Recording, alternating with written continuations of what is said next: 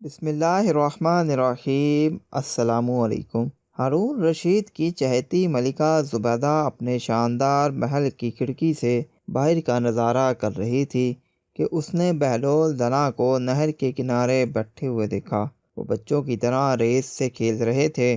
کبھی وہ اس کی چھوٹی چھوٹی ڈیڑیاں بناتے، کبھی انہیں کیاریوں کی شکل دیتے، کبھی ان گھروں میں کھڑکیاں اور دروازے بناتے۔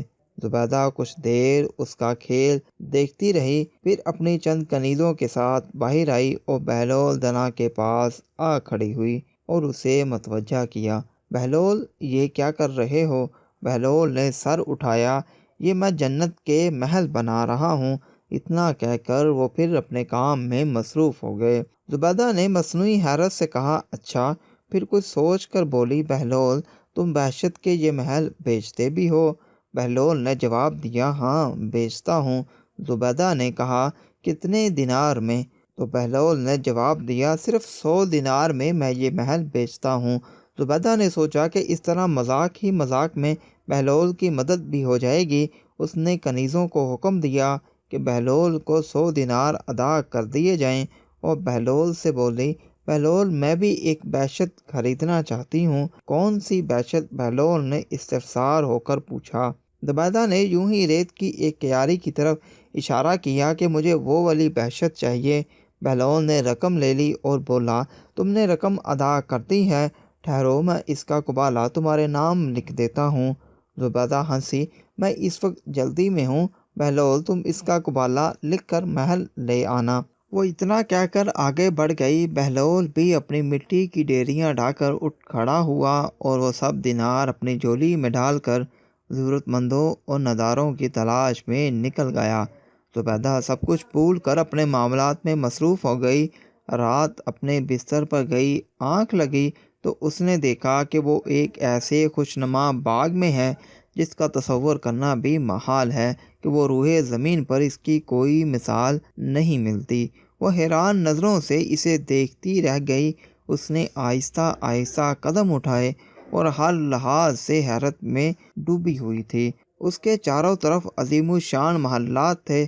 چمن میں بہتی ہوئی نہروں کا پانی موتیوں جیسا شفاف تھا۔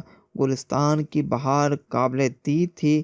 کلیاں چٹک رہی تھیں، پھول کھل رہے تھے، فضائیں معطر تھیں اور ہواؤں میں تازگی اور خوشگواری تھی۔ روشنیاں پھولوں سے بھری تھیں اور ان کی مہک نرالی تھی۔ اتنی خوبصورتی، اتنا حسن اور دلکشی یکجا دیکھ کر زبیدہ حیران ہو رہی تھی کہ کچھ غلام اور کنیزیں صفیں باندھ کر قریب آئے، زرِ نگاہ کرسی بیٹھنے کے لیے پیش کی اور مؤدبانہ لہجے میں بولے، تشریف رکھیے۔ زبیدہ تصویر حیرت سے بنی ہوئی اس کرسی پر بیٹھ گئی۔